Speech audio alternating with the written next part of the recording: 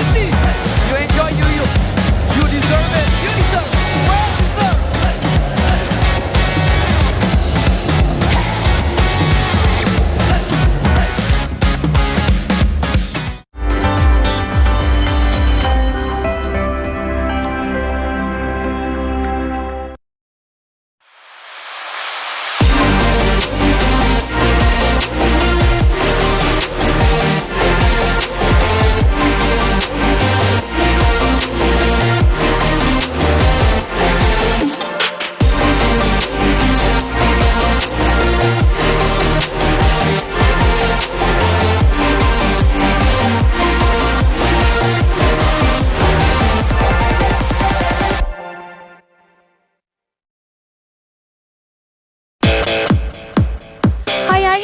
Pemirsa olahraga, apa kabarnya Anda hari ini? Semoga dalam keadaan yang sehat dan terus semangat dalam beraktivitas.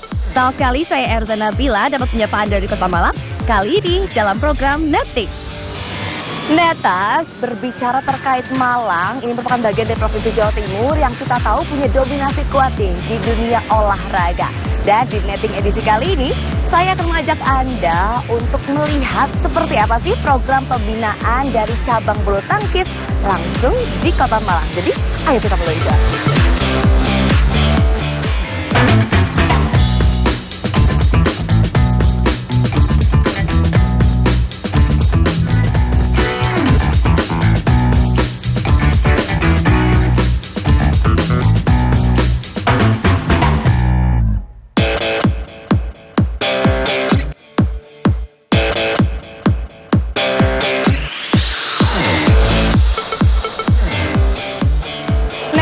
Saat ini saya sudah berada di Platinum Arena Malang, menjadi salah satu lokasi untuk pembinaan bulu tangkis di Kota Malang. Dan sebelum mengetahui informasi selengkapnya terkait bagaimana program pembinaan di Kota Malang, kita ikuti terlebih dahulu update informasi dari dunia bulu tangkis berikut ini. Turnamen bulu tangkis Japan Open 2023 tampaknya menjadi turnamen yang tidak terlalu bersahabat bagi para juara bertahan di edisi kali ini. Pasalnya, tidak ada satupun juara bertahan dari 5 sektor yang mampu mempertahankan gelarnya di ajang Japan Open 2023. Turnamen BWF World Tour Super 750 itu digelar di Yoyogi National Gymnasium, Tokyo, Jepang, di mana Korea Selatan menjadi negara tersukses usai membawa pulang 2 gelar juara, yakni di nomor ganda putri dan tunggal putri. Sedangkan Taiwan, Denmark, dan Jepang masing-masing pulang membawa 1 gelar juara.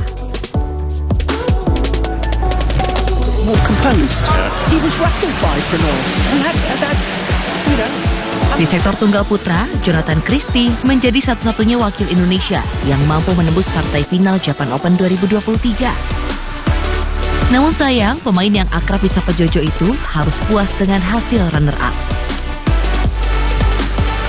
Axelsen benar-benar menunjukkan kualitasnya sebagai pemain nomor 1 dunia. Jonathan dibuat jatuh bangun menahan serangan yang terus diberikan Axelsen dan harus mengakui ketangguhan lawannya dengan skor 7-21.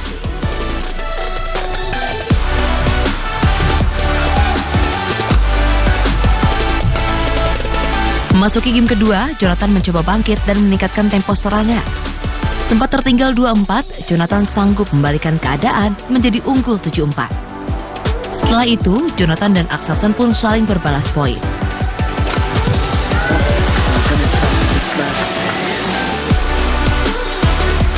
Di bawah tekanan Axelsen, Jonathan mampu menjaga keunggulan 11-8 saat interval game kedua.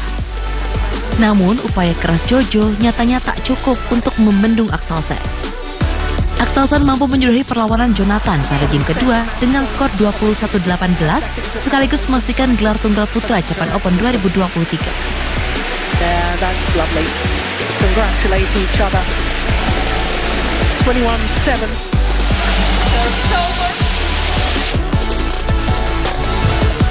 Di sektor tunggal putri, pebulu tangkis Korea Selatan, An So-yeon berhasil membawa pulang gelar juara usai mengalahkan wakil Cina, He Bingjiao. Pebulu tangkis tunggal putri yang baru berusia 21 tahun itu sukses memastikan gelar juara usai meraih kemenangan dengan permainan 2 game langsung dengan skor 21-15 dan 21-11. Hasil ini membuat An Se-young unggul 5-4 dalam rekor pertemuannya dengan He Bing-jau.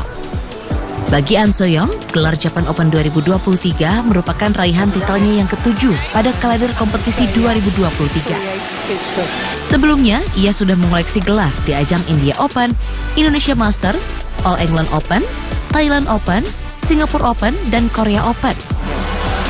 Sementara itu, sepanjang musim ini, pebulu tangkis tunggal putri andalan Korea Selatan itu sudah menembus 10 kali babak final dari berbagai turnamen yang diikutinya. Tunggal putri peringkat 2 dunia itu juga menjadi runner-up di ajang Malaysia Open dan Jerman Open 2023. Kemenangan di final Japan Open 2023 ini membuat posisi An Se-young kini naik 1 peringkat ke urutan teratas tunggal putri dalam daftar ranking Federasi Bulu Tangkis Dunia (BWF).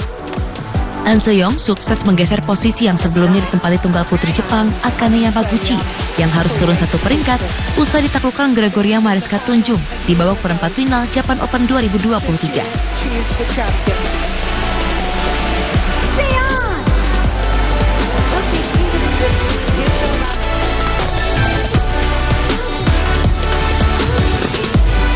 Sedangkan 1 gelar lainnya yang berhasil dibawa pulang Korea Selatan pada perhelatan turnamen bulu tangkis Japan Open 2023 adalah di sektor ganda putri melalui pasangan Kim So-young, Kong Hye-young. Mereka sukses menjadi juara usai mengalahkan ganda putri yang menempati unggulan pertama asal Cina, Cheng Qingchen, Jia Yifan.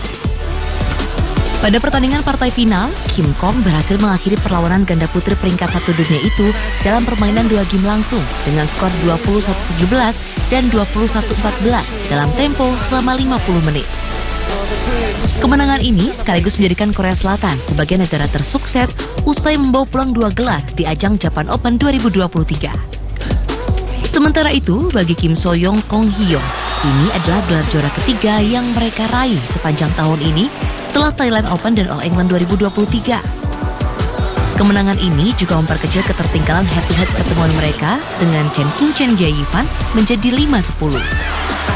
Tidak hanya itu, kemenangan ini juga menjadi ajang pembalasan atas kekalahan mereka di final Korea Open 2023 pekan lalu yang dimenangkan Chen Qingchen Jia Yifan. Oh dear, did that get her in the face? Sementara itu, di sektor ganda putra, Taiwan membawa pulang 1 gelar juara setelah pasangan Li Yang Wang Chilin berhasil pecah telur dengan menjuarai Japan Open 2023. Juara Olimpiade Tokyo 2020 itu memastikan gelar pada turnamen BWF World Tour Super 750 tersebut setelah menundukkan pasangan ganda putra wakil tuan rumah Takuro Hoki Yugo Kobayashi. Gelar Japan Open 2023 menjadi final pertama Li Wang dalam kurun waktu 370 hari sejak mereka berlaga pada partai puncak Taipei di tahun lalu.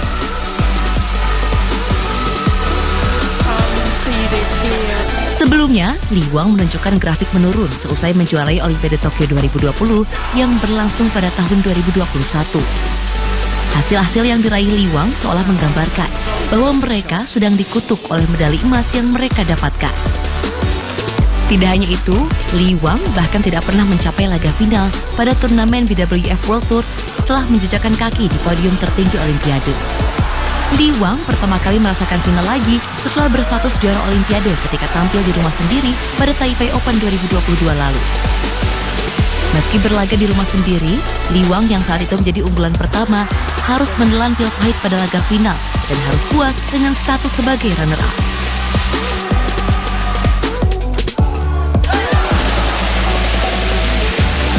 Adapun Jepang selaku tuan rumah berhasil mengamankan 1 gelar melalui Yuta Watanabe, Arisa Higashino dari nomor ganda campuran. Kemenangan yang diraih pasangan ganda campuran peringkat 2 dunia itu sekaligus menyelamatkan muka tuan rumah dari nirgelar. Pada laga final, Yuta Arisa berhasil mengalahkan pasangan ganda campuran andalan Thailand, Dechapol Povaranukroh, Sapsiree Thairatanachai. Yuta Arisa sukses mengakhiri perlawanan sengit yang diberikan ganda campuran peringkat 3 dunia itu usai melakoni pertandingan rubber game dengan skor 17-21, 21-16, dan 21-15. Bagi Yuta Watanabe Arisa Higashino, gelar di turnamen bulu tangkis Japan Open ini merupakan gelar kedua yang mereka raih di tahun ini. Setelah sebelumnya, mereka juga sukses meraih gelar di ajang India Open 2023. Selain itu, gelar juara yang diraih Yuta Watanabe Arisa Higashino juga menjadi hiburan bagi publik tuan rumah karena berhasil meraih 1 gelar juara dari 2 wakil yang tampil di final.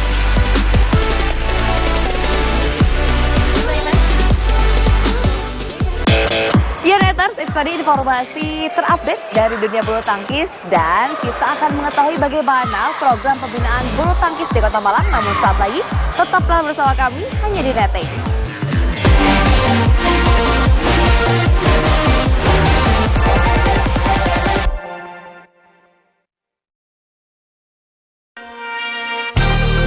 Sudah mengenal olahraga tradisional sepak bola api dari Cirebon? Balogo dari Kalimantan Selatan? Mamundingan dari Bandung? Seperti apa permainannya? Saksikan olahraga tradisional dari tradisi menuju prestasi di kanal TVRI Nasional dan TVRI Sport.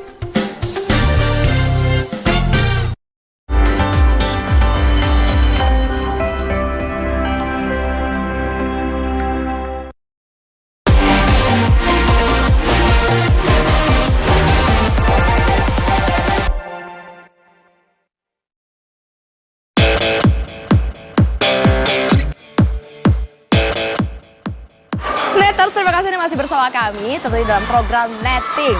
Nah, Neters, di belakang saya ini sudah banyak ya atlet-atlet belia yang ada di Kota Malang yang kerap dan juga rajin mengikuti pelatihan khususnya di Platinum Arena. Dan kali ini kita akan langsung melihat seperti apa sih program latihannya yang akan kami sajikan dalam informasi selengkapnya di segmen berikutnya.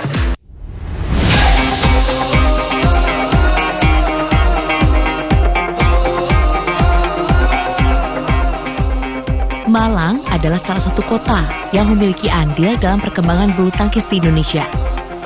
Meski belum sementereng kota Surabaya, namun kota apel ini pernah memiliki sosok Johan Wahyudi.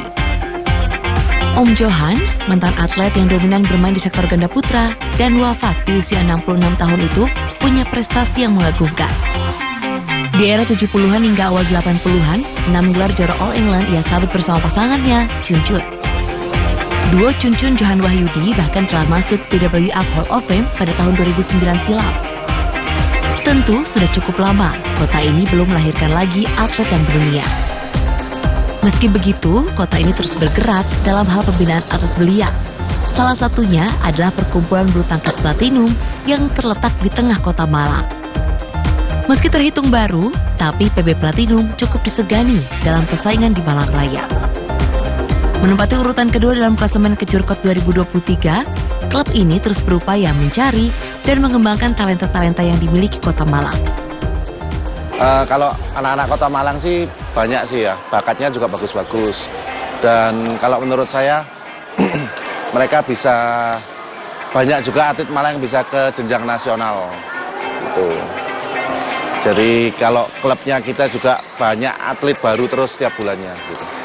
Iya, awalnya dulu buka itu saat masih di Gor Trowulan.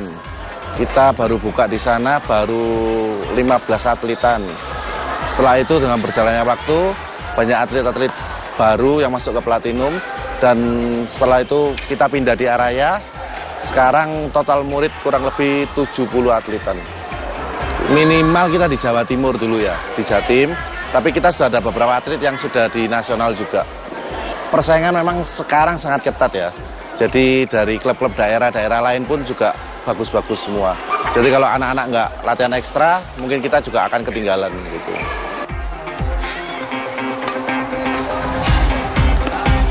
Namun harus diakui, klub-klub bulu tangkis saat ini dituntut untuk mandiri dengan faktor pendanaan menjadi hal klasik yang membuat banyak perkumpulan bulu tangkis bubar secara teratur. Diperlukan pihak-pihak yang peduli untuk bisa menciptakan ekosistem bulu tangkis yang dapat bersaing secara sehat.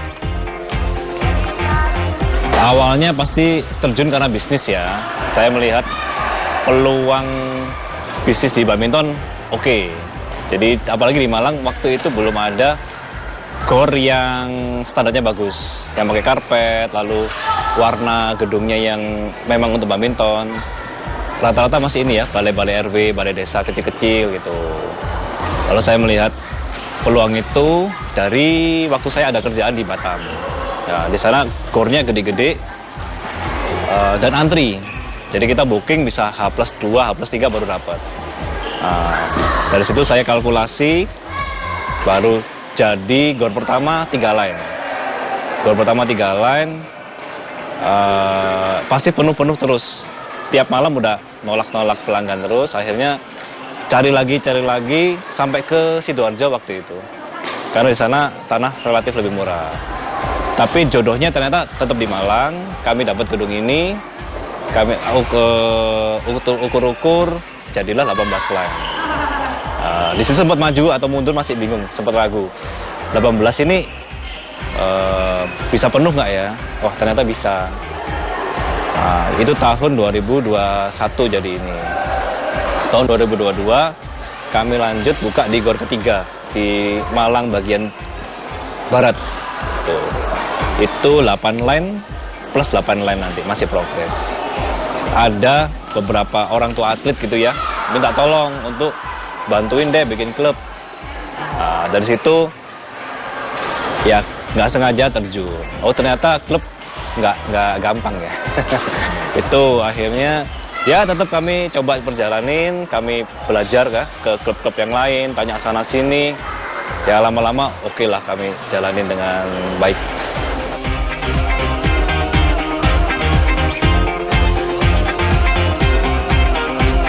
Pasang surut dijalani PB Platinum untuk dapat bertahan di masa pandemi. Meski tak menguntungkan dari sisi bisnis, namun melalui tangan-tangan profesional lah, diharapkan klub-klub daerah dapat bertumbuh atau setidaknya bertahan untuk melahirkan Johan Wahyudi lainnya.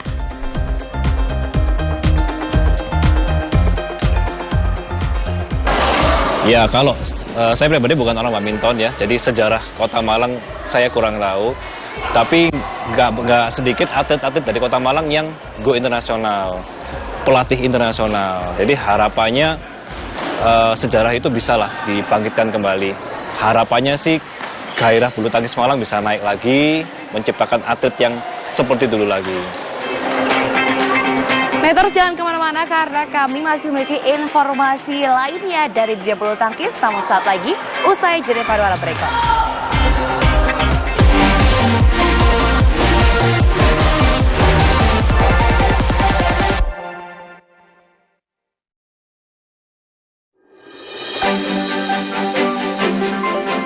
Pesta demokrasi akan menentukan siapa pemimpin pilihan rakyat. Bagaimana dan siapa pilihan Anda? Saksikan Pilihan Rakyat, Senin hingga Jumat pukul 16 waktu Indonesia Barat. Hanya di TVRI.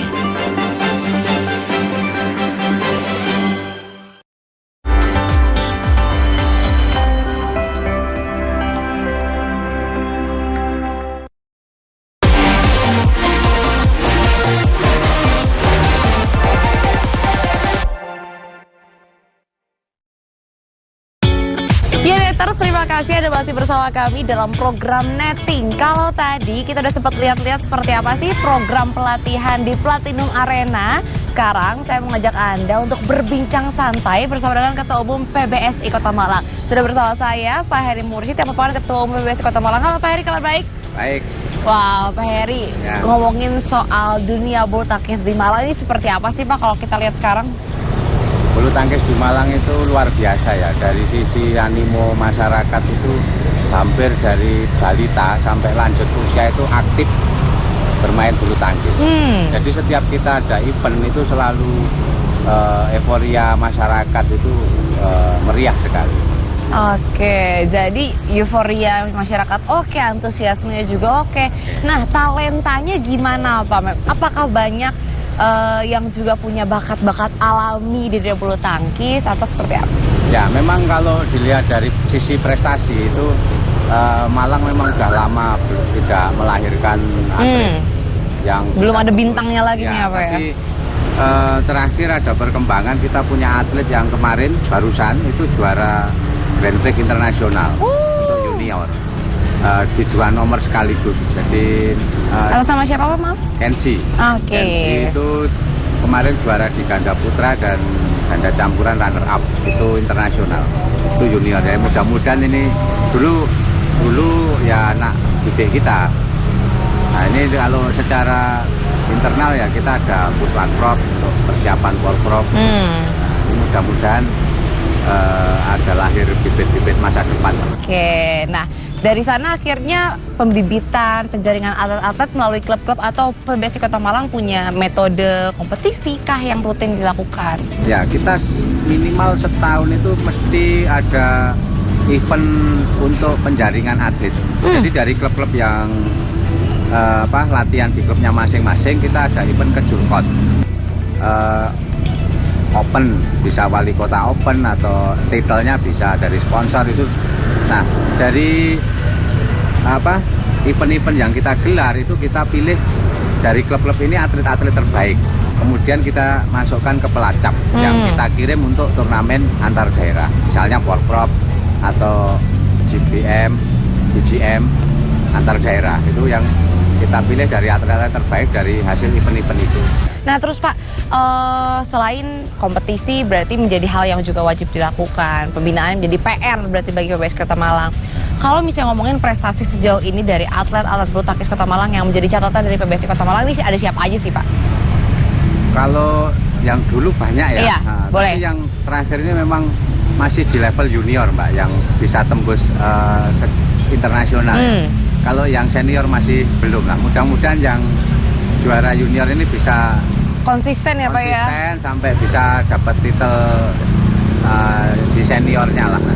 Wah ini sayang Pak ya, dari junior udah terbentuk gitu, tapi kalau di senior malah agak kendor gitu. Apa kira-kira sih Pak yang kalau misalnya Bapak melihat permasalahan apa sih kok kayaknya di Malang ketahan di usia-usia senior kayak gitu? Saya pikir masalah prestasi atlet ya, itu handicap atau kesulitan di semua daerah sama. Karena untuk jadi atlet itu kan dilema antara sekolah, pendidikan sama jadi atlet. Pada saat orang memilih jadi atlet secara akademis pasti ada yang harus dikalahkan. Nah, orang tua sekarang kan sementara di Indonesia sistem pembinaan itu baru dihargai kalau sudah berprestasi. Pada saat masih merintis untuk prestasi masih belum dilirik gitu belum ada penghargaan. Artinya orang tua harus mengorbankan anaknya dulu untuk melupakan pendidikan untuk menekuni jadi atlet. Ya itu tak pikir masalah basic se-Indonesia, masalah prestasi dan pembibitan seperti itulah. Kecuali ada orang yang memang ini kan juga langka ya, situasi kondisi di mana misalnya orang tuanya mampu, sekolahnya akademisnya di nomor 2 kan, hobinya badminton misalnya, bulu tangkis.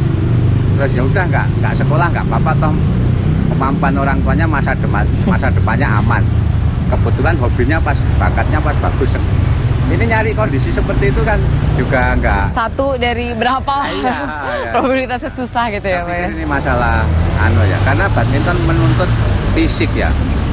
Beda dengan olahraga lain yang tidak perlu fisik, sehingga mungkin akademis sama prestasi bisa jalan barengan, bisa paralel.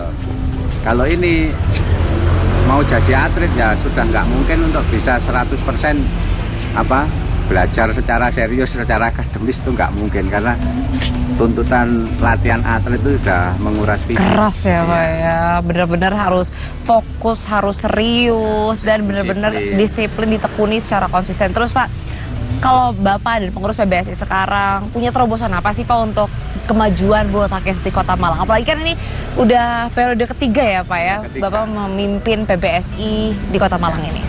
Ya kita selama ini memberi insentif ke ini ya, bantuan misalnya latihan kok atau apa ke klub. Kemudian kita supaya animo makin semangat untuk ikut turnamen, dan ini setiap ada prestasi podium kita kasih apresiasi ya Pak ya. Apresiasi khusus buat atlet dan klubnya. Terus ini di samping itu kita juga menggalakkan konsep lain supaya bukan sekedar olahraga tapi juga sportainment. Kayak kemarin kita gabung dengan kejuaraan antar kelurahan, sehingga masyarakat juga Langsung ke akar ya.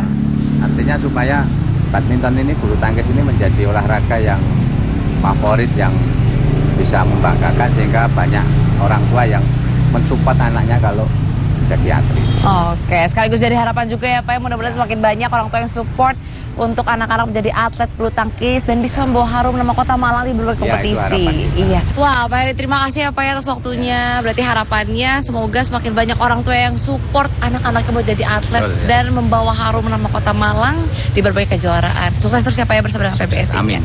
Nah, pemirsa, tadi perbincangan saya bersama dengan Pak Heri Mursyid, Ketua Umum PBSI Kota Malang, yang juga sekaligus menutup perjumpaan kita di netting edisi kali ini.